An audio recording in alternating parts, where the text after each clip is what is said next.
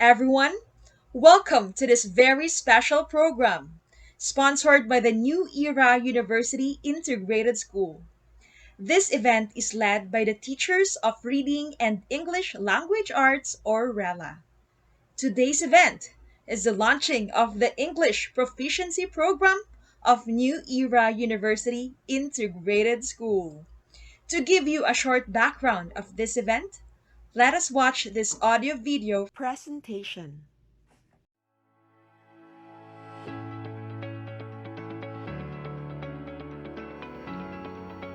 The English Speaking Policy, or ESP, has already been implemented in New Era University Integrated School since the 1990s.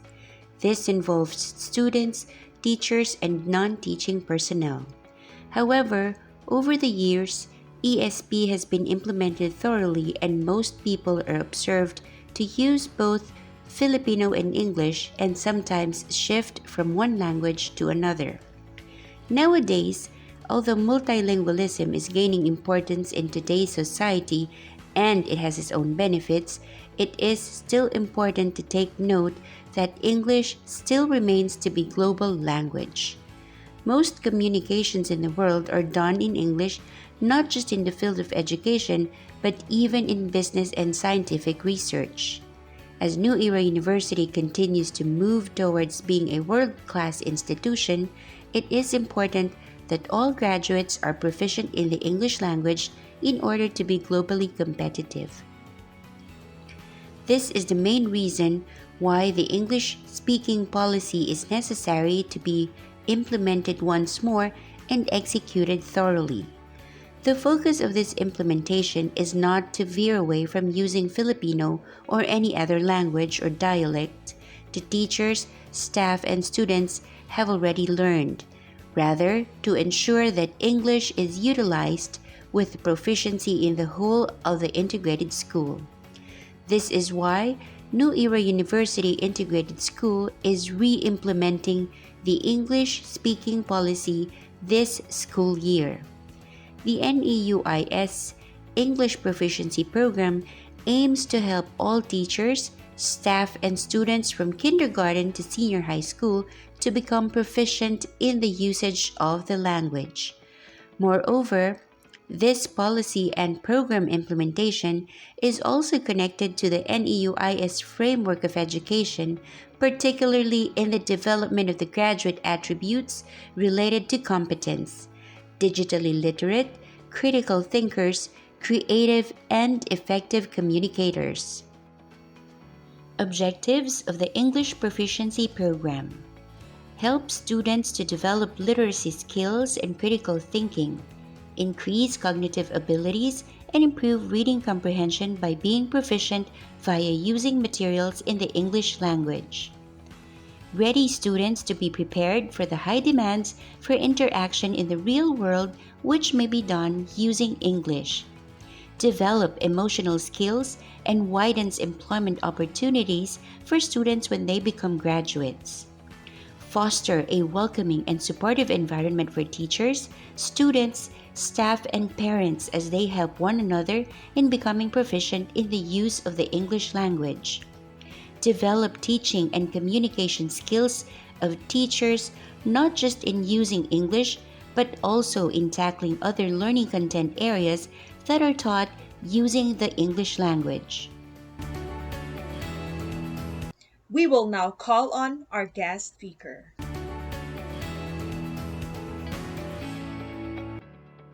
Our guest speaker possesses a Master of Education degree with an emphasis in general education theory and child development. He has over 15 years of coaching and mentoring experience from young children to adults.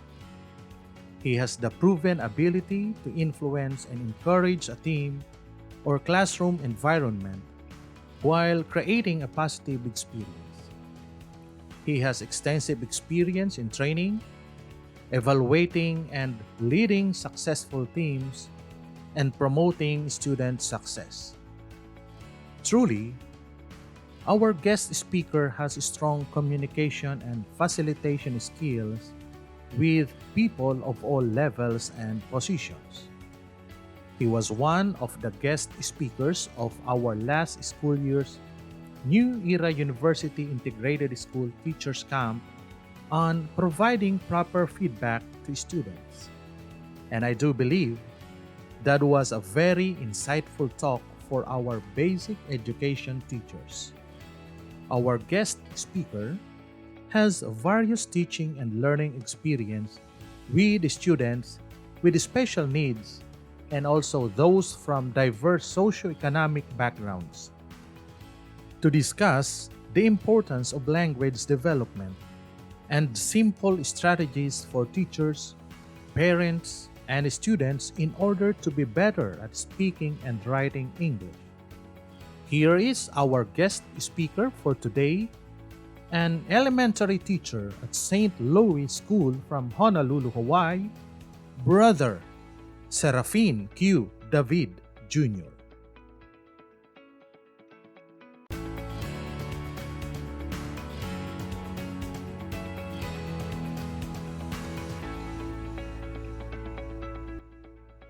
Aloha o Seraphin Ko Inoa. Aloha po. My name is Brother Seraphin David, and I am from Honolulu, Hawaii. I'm here to talk to you today about the importance of language development, particularly the importance of the English language and its development.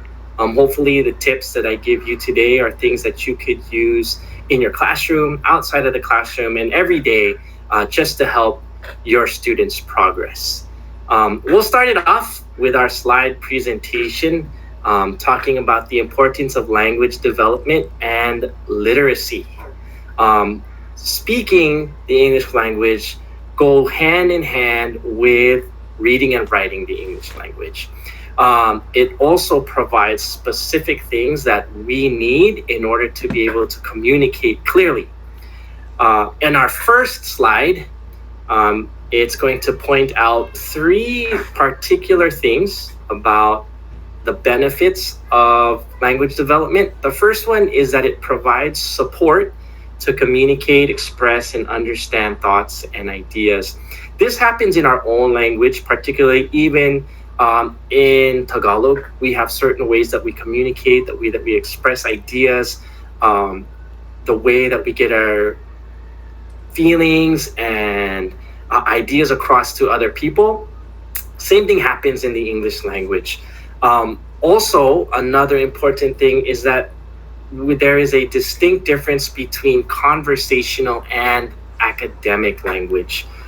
When learning the English language, a lot of us tend to kind of pull ourselves to the conversational side of learning English, thinking that what we hear on TV is usually a best example of academic language. But of course, as teachers, we want our students to be able to communicate in English that is also very highly regarded as academic. So one of the pointers that we're going to go through today is being able to tell the difference between the two and which ones we want from our students. The last point is that strong language skills lay the foundation for reading and writing in the English language. I wanted to share these three ideas with you so that we understand that having a solid foundation in English language helps us in every other aspect with reading and writing.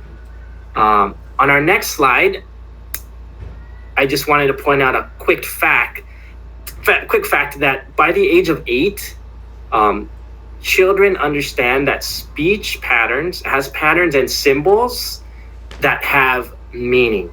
What that means is usually from kindergarten, first grade, second grade, children are learning how to read. By the age of 8, at least here in the United States, the age of 8 and 9, the shift happens from learning how to read to reading to learn. And it's usually by that point students realize, oh, okay, the things that I'm reading have meaning. The words put together into the sentence have meaning. The sentences put together into this paragraph have meaning. These paragraphs put together have meaning. They make a story, they give a report, they give essays. And it's usually by third grade, 8 years old, is when that starts to happen. In this presentation, I'm going to talk about 3 points. The first one is the teacher strategies, parent strategies, and then student strategies. These are things that we can do to help ourselves be better for our students, and things for our students and parents and families, and things that they can do to help be better English speakers. Um, on the next slide, there are two main principles that a lot of teachers kind of miss. Unfortunately, in English language learning, a lot of teachers feel that there's always one specific way in order to teach English, when in actuality, there's so many. So instead of giving just one instruction book, the best thing to think about are these 5 key teaching principles. And these are things that we should put in place in our classroom for the sake of the people who are learning the language. So teachers, when you're putting curriculum together, think about these things when you're presenting material, concepts, curriculum to your students. The first thing is that in order to be effective, students need to be in a learning environment that uses cooperative activities among the students, meaning language is meant to be spoken, and it's not something that can be taught and just transferred from teacher to student and that's it. There should be a lot of activities where students are speaking with each other, interacting with each other, having conversations, and in a safe place where they're not being corrected so much, but instead encouraged to keep the communication going in the English language. Number 2 is use a learner's prior knowledge and learning. Sometimes we don't realize that a lot of the students that we have in the classroom already have certain English speaking skills that they can use to their advantage. Maybe they're advanced readers for their grade. You could have a third grader who's reading at a fourth grade level, and we don't even realize that. So part of the thing that we need to do prior to even teaching, know where your students are prior to any kind of instruction. And that just takes taking data, fluency tests, vocabulary tests prior to, like a pre-assessment test, to see, all right, my student is reading at this zone of proximal development. He's actually at fourth grade. He's in my third grade class. I can give him something a little bit more challenging, and then I can bring him and use him as a teacher. When I use cooperative activities, this kid's going to be my model. This kid's going to be my example, right, of reading. And kids are going to hear him. Kids are going to hear him model, hear him speak. And that's one great way to use the resource that you have in the students inside of your classroom. The third key teaching principle, engage in activities that consider a student's own experiences and skills. And what that means is bring the activities that you do in the classroom to something that the kids tend to relate to. Not just kids, any student actually. Elementary, high school, even college. Bring the conversation and the things that you talk about to something that they can relate to, something that they know. For example, I teach elementary school, so a lot of the examples that I would say, like maybe Pokemon. Kids love these things. Kids love playing these games. They love playing with the cards. If you get them excited about talking about those things, you'll find that there's a natural flow to their speech and a natural way of them engaging and explaining how they feel about what they're speaking about. Number 4, encourage complex solutions and high-level thinking. As you teach your students lessons, engage them in what I would say is the 5 W's and how, right? Who, what, when, where, and how. By asking those questions whenever you're teaching, how did you get that answer? Where did you find it? What do you think if this happens? Right? Constantly asking all of those questions and hitting those points allows a higher level of thinking to come out from your students and allows them to engage a little deeper than having to just give rote memory answers. We want to be able to kind of ignite metacognitive thinking for your students and have them hear, oh, all right, I got to think a little bit deeper about answering this question, because sir or ma'am isn't just asking me yes or no, they're asking me why am I doing this, or how did I get that answer, and I have to explain myself. Those are the kind of thoughts that should be happening within your students when you're teaching language, especially in English. Being able to communicate that will get that part of high academic language. Number five is maintaining continuous verbal practice and dialogue. A lot of classes here, uh, we could say, engage in immersive classrooms, meaning that's the only language that's going to be spoken inside of the class. Here in the US, a lot of classrooms that teach foreign language like Spanish or French, the higher levels you get, the more immersive the language is. So, for example, in the Spanish class, we're not allowed to speak English. Everything, all the questions, all the answers have to be answered in Spanish. So why not do the same for your classroom? It needs to be something continuous. So not necessarily locking out or hindering them from speaking their native language, but instead saying, in this environment, we are going to encourage you to want to use the language we want you to learn, which in this case is English, right? Constantly practicing it, speaking it, not just reading it, but speaking it out loud will help them gain more confidence when speaking the language.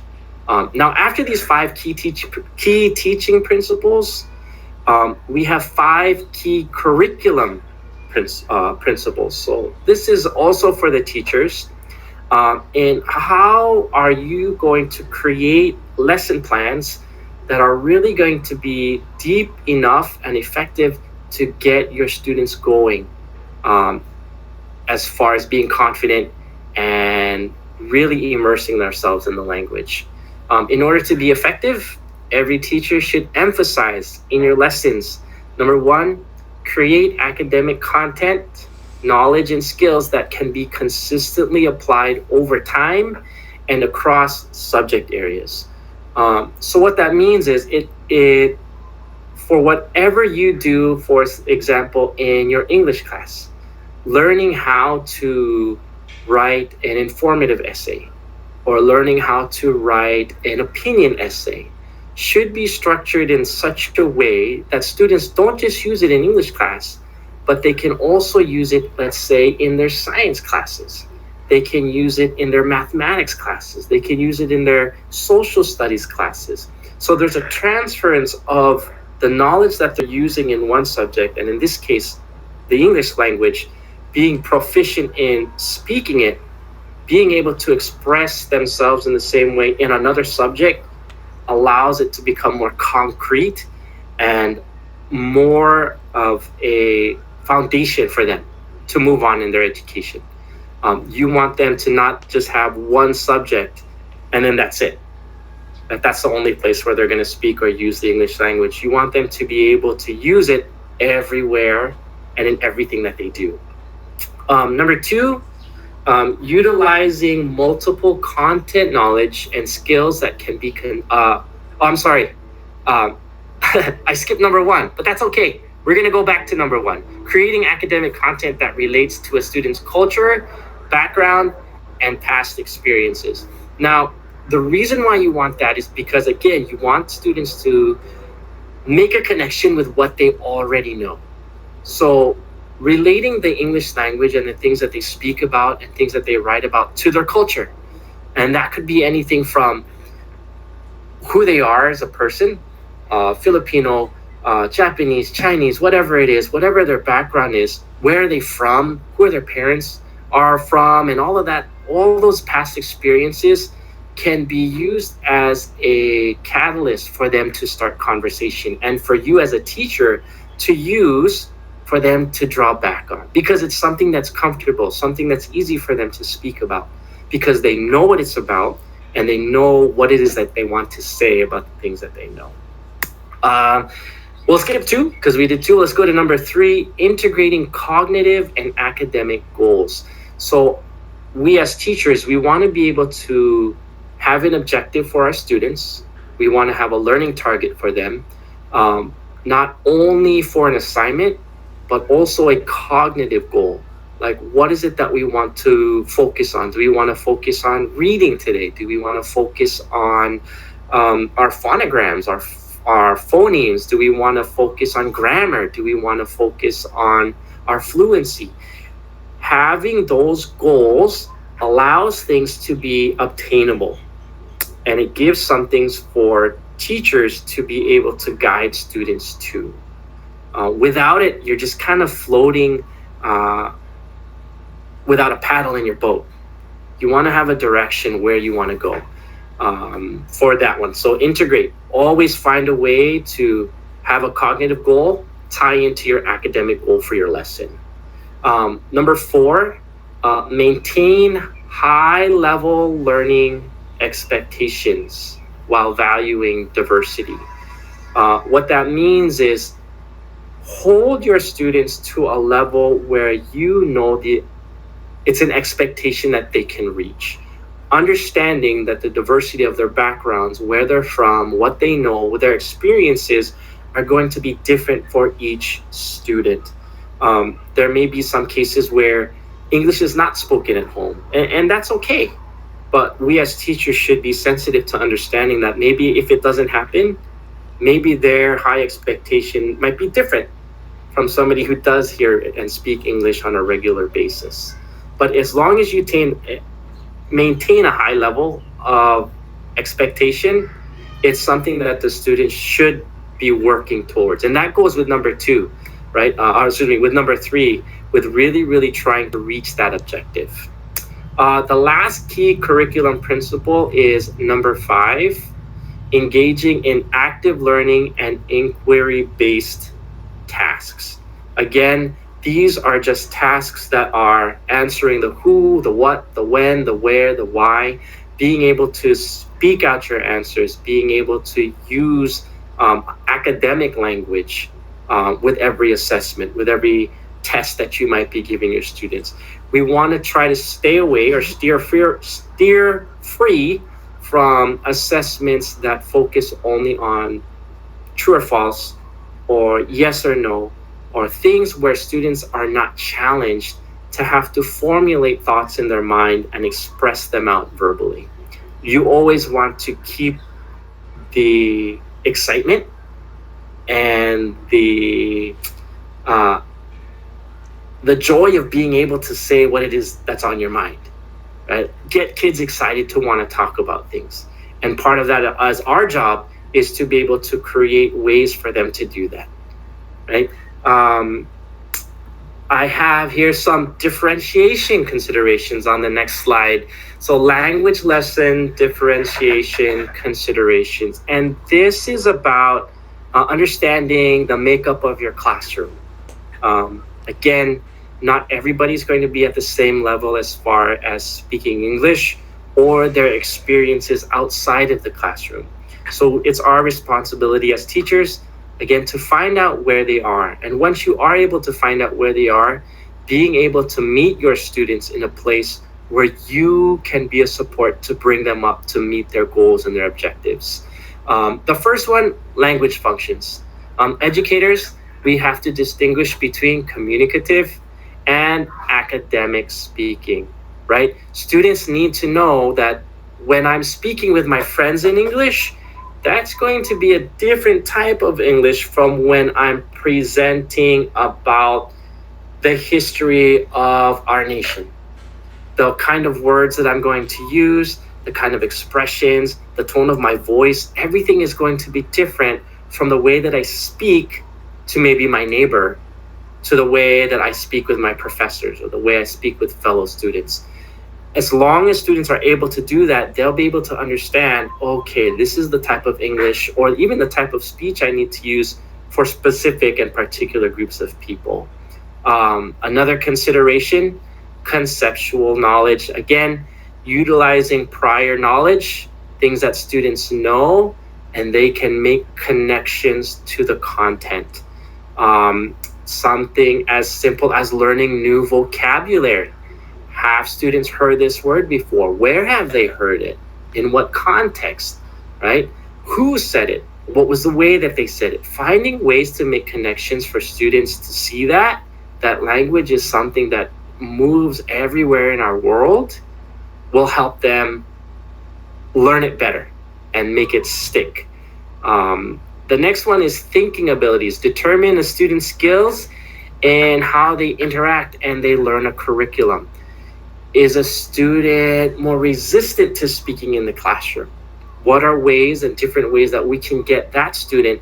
Maybe they're not comfortable speaking in front of the class, but maybe they're comfortable speaking to a seatmate.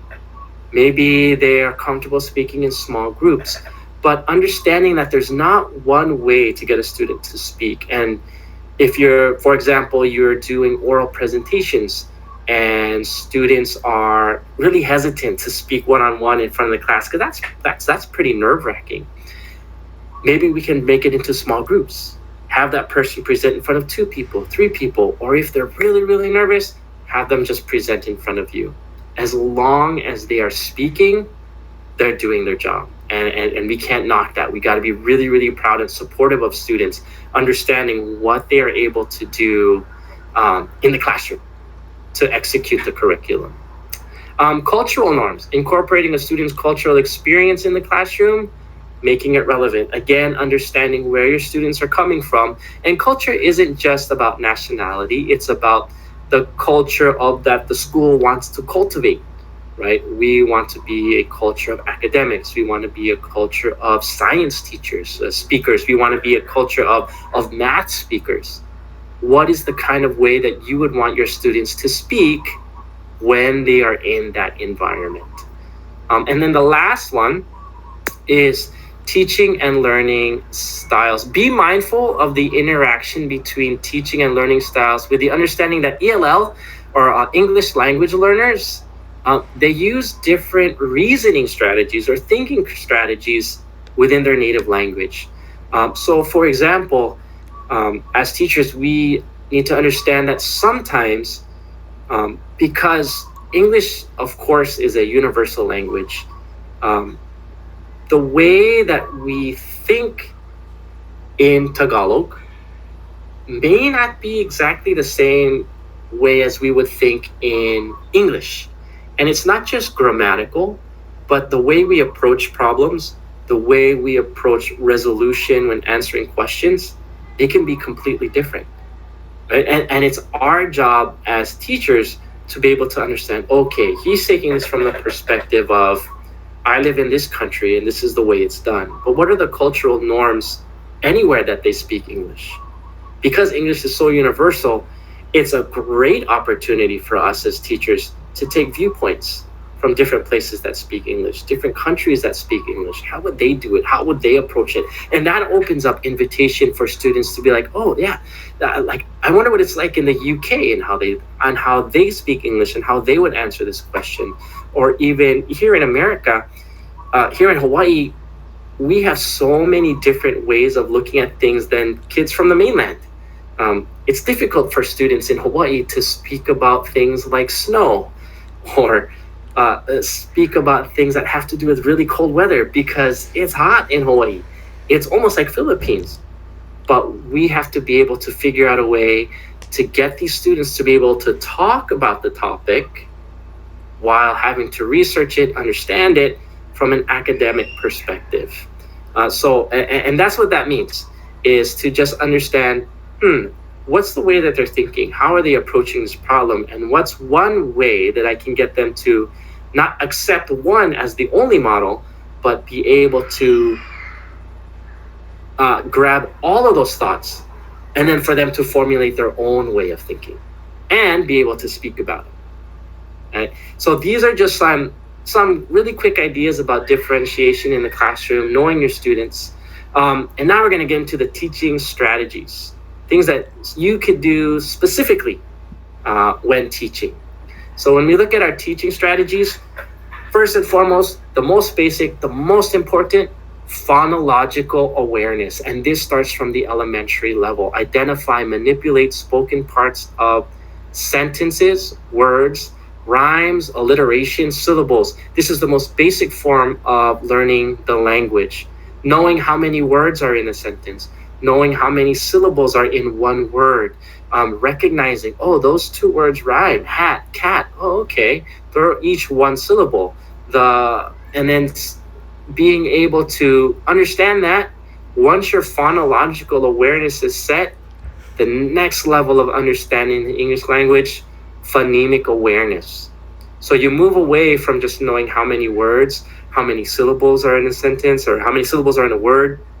You go to identifying and manipulating individual sounds, blends, segmenting. So if I understand that the word hat rhymes with the word cat, once I get to phonemic awareness, I could say, well, if I drop the letter H in the front and I put a letter B, I'm going to get the word bat.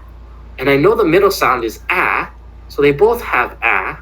They're each one syllable, and I know that the individual sounds for bat are b, ah, a, ah, and t. So as you notice, after you get the phonological awareness, the phonemic awareness breaks everything down even more to a more finite science and understanding how English language works. After those two, you go to fluency skills, reading and phrases, right? Pace, syntax, self-correction, intonation. So basically, the automaticity that students are able to read in English is very important. When we say reading and phrases, are they singing? Are they reading 2 words at a time, 3 words at a time, or are they able to connect sentences together to create meaning? When we talk about pace, how fast are they reading? Is it at a pace that they can understand? Is it at a pace that the listener can understand? Syntax, are they following punctuation marks? Do they follow when to stop? Do they know when to raise their voice when it's a question? What's an exclamation point? Do they sound excited? Self-correction, are they able to fix and unrecognize when they have pronounced or maybe they missed a word? Can they go back and can they fix it? Intonation, do they sound like robots when they read? Right? So fluency isn't just being able to read it. These components, 1, 2, 3, 5 components, are very much a part of being able to be a fluent English reader and a fluent English speaker. The next one is vocabulary, right? English has so many words and so many different pronunciations, but the most important thing is contextual use. How is the word being used? So not only learning that the word, for example, anchor, is something to hold something down, or it could also be used as a verb, but understanding that when I learn a new word, a new vocabulary word, that I know how to use it within a sentence. So it's not just word and definition, it's word, definition, use it as an example in this sentence. Use it as an example for this paragraph. Does it mean the same? Do they mean different things? So understanding vocabulary goes way past knowing just what the word means. Comprehension, notice this is building up into the expectations of what we want for English speakers. Comprehension, being able to read something and draw conclusions and make inferences. Know what you are reading about. So practicing reading in English, good, great. Now tell me what it means. What do you think it means? What could it mean if I change this concept? Or what's the point of view from this character? Those are the kinds of thoughts and the next cognitive step after learning about phonemic and phonological awareness, knowing the basics about vocabulary, fluency. Now we're really getting into the metacognitive thoughts of English language. The last skill, of course, being able to write in English. And that comes after all of these strategies have been strengthened one by one. Right? We want to be able to move forward, but only if you have a solid foundation in the skill prior. Right? Being able to write and follow grammar skills will be difficult for a student who's not very good in fluency, One, they probably won't recognize punctuation, so to expect punctuation in writing samples isn't going to happen. Phonemic and phonological awareness, if it's not strong, writing samples will have a lot of spelling errors because they cannot segment words, they cannot decipher phonograms, which is why the writing is the way it is. So each of these steps kind of scaffold each other. And once you master one, you move on to the next, move on to the next. And it takes time until the writing and the grammar skills are at a level that we are comfortable with as teachers that meet that high expectation. So after this, teachers, now we go to what parents can do. So parent strategies. These are things that parents can do at home. Talk about your children's interests, anything that they want, right? Keep responding, encourage them. Yes, that's great. What else did you do? And repeat the words that they say and build on it. So, for example, you pick your son, you pick your daughter home from school. How was school today? Oh, school today was great, Mom. Today we painted pictures and we talked about plants. We talked about how to grow a mango tree. Oh, you learned how to grow a mango tree. Tell me, what was the process for growing a mango tree? So you notice you're taking their excitement and taking their interest, building on it so that they have a foundation to keep the conversation going. And that's the best way, is to just talk to them about what they want to talk about. Read to them or watch and listen to the TV with them, explaining to them, again, the difference between conversational and then also academic. This is a chance for them to work on the conversational side of English. Oh, that was a really good movie. What did you like about it? I like this part, right? Talk to them about things that make sense. Use different words and different contexts. Be present, then present, right? I think we have some words like that in Filipino. We might, but it's the same word, different pronunciation, completely different meaning. And that's where these exercises or these strategies as parents, be present. Allow them to know that you are there and you're listening, then present. Tell them things that tell them things that they would like to be interested in. Keep the conversation going to where they understand, oh, wait, Mom, wait, Dad, you used the same word twice, but it meant two completely different things, right? And probably one of the most important thing is try your best and really try not to correct as much. There's nothing more discouraging to a student or even a young child when you say, that's not how you say it, or that's wrong. Instead, you could say things like, oh, did you mean to say present? Did you mean to say this word? Did you mean to say that? Because then it allows them to self-correct and understand, oh, yes, that's exactly what I meant, right? So keeping that encouragement going will help them progress and will help them understand the context of the language that they're speaking. Another one, use fun language technology. Google Translate, I cannot praise enough, is one of those amazing applications that you could use. And it's fun. Explore other languages. It's a great tool for you to say, well, how would I say that in Spanish? How would I say that in French? And play around with it. Allow them to see that language moves all over the place, that it's not just English, but if we can get English, right? If I put this English word in, what does it look like for this?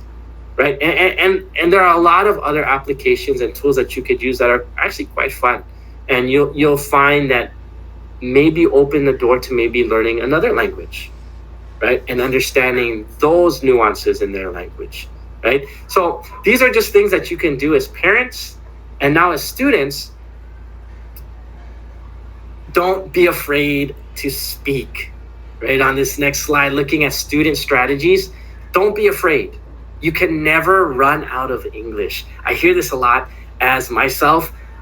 I can speak Tagalog and it sounds really, really funny, but I always just keep going, even if I'm just laughing at myself. And there's a phrase that I always hear when I'm speaking with friends who don't speak that much English. They stop talking and I always ask them, well, why did you stop talking? And they'll say, baka maubusan po ako ng English. Right? You hear that phrase a lot because they're afraid of not being able to know what to say. Don't be afraid. If you're learning how to speak English, just try it. That's the best thing. There's nothing more beautiful than the sound of somebody giving their effort and just understanding, I'm going to make myself try my best, right? And that's the best thing that you could do.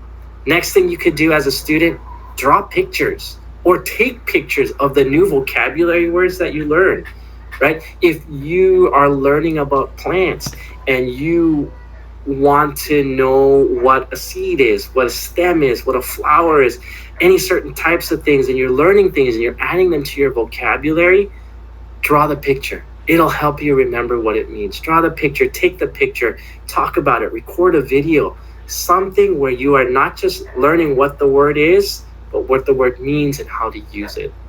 Another strategy for students, try and physically enact the words of the phrases that you learn, right? Is it an adjective or is it a verb? Is it something like he ran so quickly? Quickly, how can I illustrate the word quickly? Oh, I can do something really fast. Oh, that's what that means.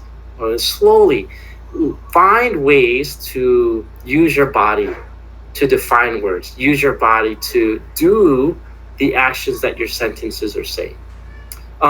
Read different types of academic and creative writing. Don't just stick to one form of writing. Open yourselves out to poetry. Open yourselves out to other writers. Read how they use words. Read how they use structure, how they create images in your mind, their use of alliteration, rhyming, word painting. All of those things come from opening your avenues and understanding the different ways that English speakers use the English language.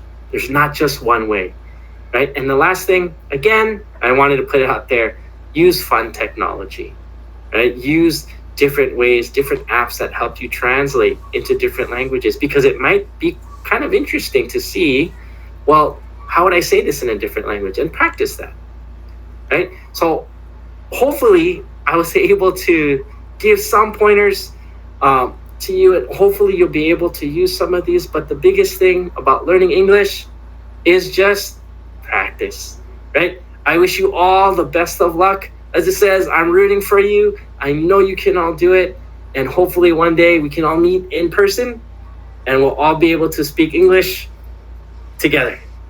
So, aloha, mahalo nui loa. Eh.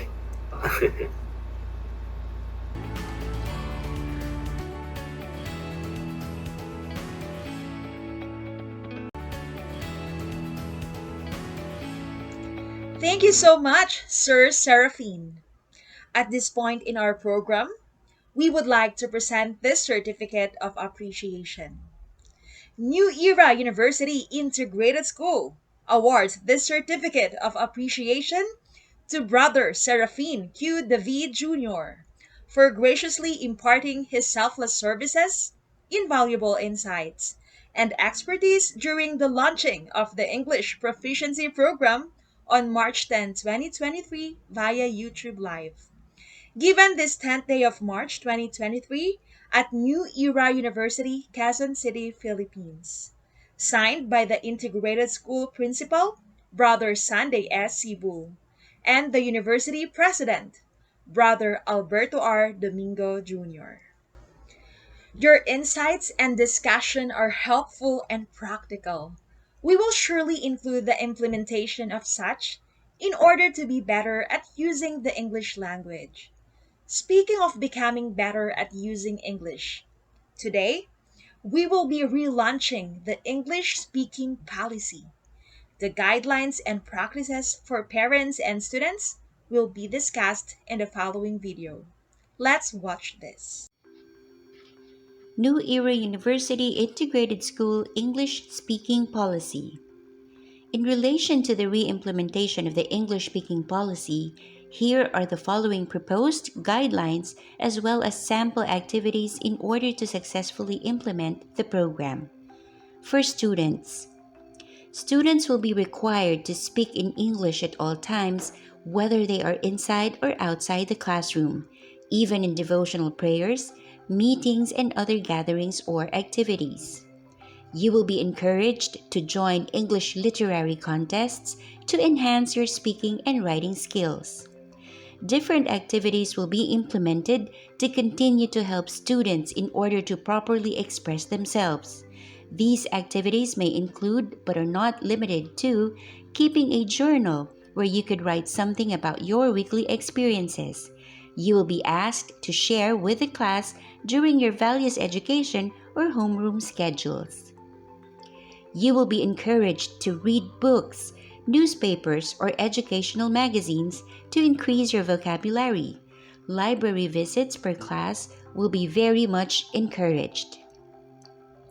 The English Club invites all of you students to participate in different seminars or webinars in order to enhance your English speaking and writing skills. You may also suggest other fun activities that you would like to do and be sponsored by the English Club. Senior high school students may have English proficiency tests as part of their academic requirements in English. These tests will also give you an advantage as you head toward your future endeavors. For teachers and parents, teachers are encouraged to ensure that the English speaking policy is strictly observed by being the role model. Inspire your students or children to create literary pieces like short stories or poems and even digital content that may be interesting to your students using the English language. Such activities may not just be included in RELA or English, but also in other subjects. There will be different English literary contests and other activities wherein you are asked to encourage your students to join such events. Seminars or webinars will be implemented in order to help all faculty members develop their own set of materials that will be used to supplement our learning guides. These seminars will also include helping parents and other family members in order to develop their children's use of the English language. Together with the RELA teachers, reading corners inside the classroom for in-person learners may also be implemented. Teachers may coordinate with the library personnel in borrowing and reading books during free time. Read aloud sessions for online learners may also be conducted. Different activities such as word walls, word families, and the like to help students enhance their vocabulary skills may also be implemented. Words to be included are not exclusive to RELA topics, but even those for other subjects or learning content areas. These word walls may also be implemented at home. Word games at home as part of recreation and leisure activities are highly recommended. It is highly encouraged for teachers to always use the English language whenever talking to students and parents, whenever they are conducting PTA meetings and other meetings with colleagues. Always remember that we encourage a safe and comfortable space for our students. If you have students who are having difficulty with the English language, make use of this as an opportunity to collaborate with other students who are good speakers. Let us all be kind and encouraging to one another. In order to help teachers and staff some more, research will be conducted in order to produce videos, which may be short webinars, informative materials, or tutorials. These may be watched over and over to produce short clips that talk about different strategies in reading, writing, and speaking. These videos may also be available for students' families. To make this project truly successful, teachers are encouraged to discuss with the parents the importance of follow-up at home. Each may share tips on how they could make their students become good readers.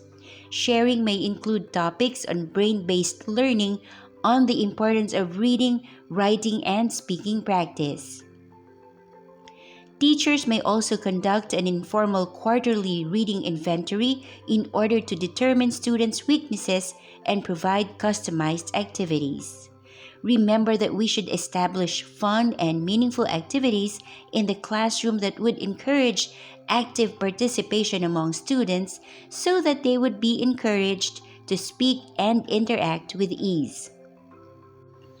Kindly fill out the Google Forms as your attendance. This will also serve as your pledge of commitment that you will abide by the English speaking policy. Moreover, the school will also post signages that will remind and encourage all students, teachers, staff, and family members to use the English language. Some of the signages that you will see around our campus are as follows: Think in English, Speak in English, and the NEUIS is an English speaking zone. May these guidelines and sample activities help each and every one of us in becoming proficient with the English language. I know that most of us are already using the English language in our daily transactions and interactions in New Era University Integrated School.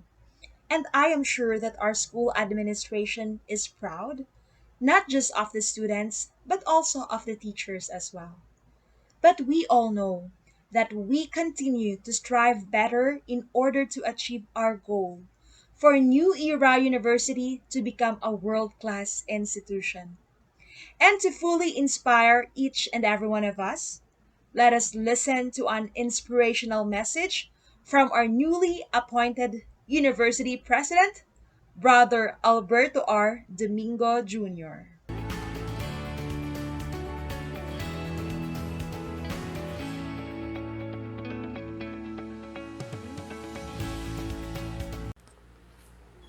To the principal and vice principals of the NEU Main Integrated School, members of the faculty, staff, and to our valued participants to this important event, a pleasant morning to each and every one of you.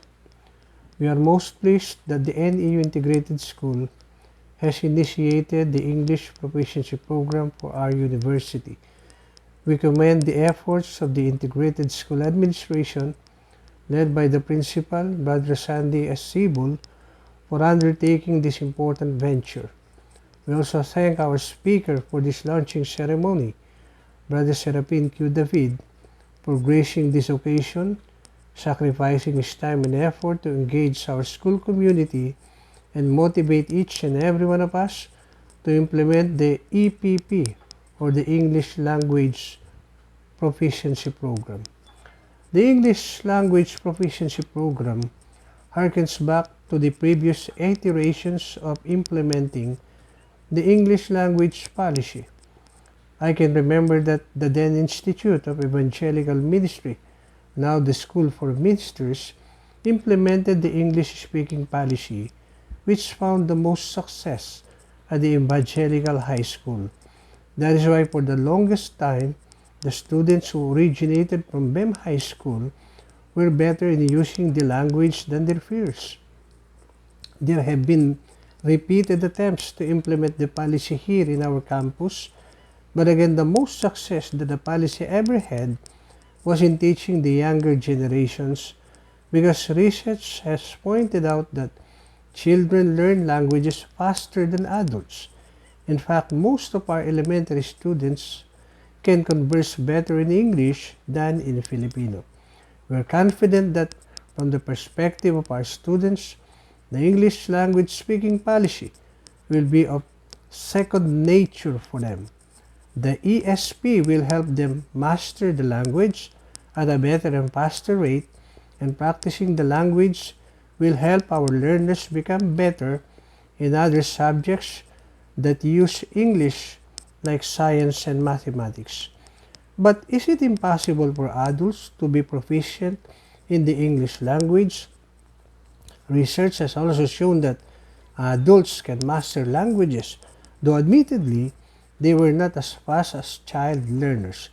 We have heard or even witnessed people who profess that they have learned a number of languages after their teenage years.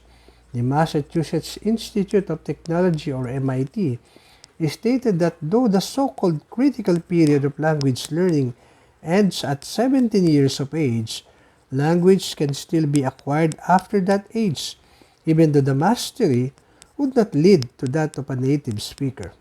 With the emergence of world Englishes, where countries or races have their own distinct twist on the language, mastery nowadays is not as important than proficiency. What then do we need to possess as teachers and staff of this university in order to make this program successful? Determination to use the language. If we are determined to serve as role models in front of the pupils and students of the integrated school, we will do our best to shed our language fears and inhibitions in order to use the English language. Let us be like infants in that we should not hesitate to take risks and be courageous to use the language. Let us remember that we do not have anything to lose in mastering the language as we are not native language users. We, however, stand to benefit greatly if we become proficient in the English language. We do hope for the success of the English Language Proficiency Program. Thank you very much. Good day and God bless.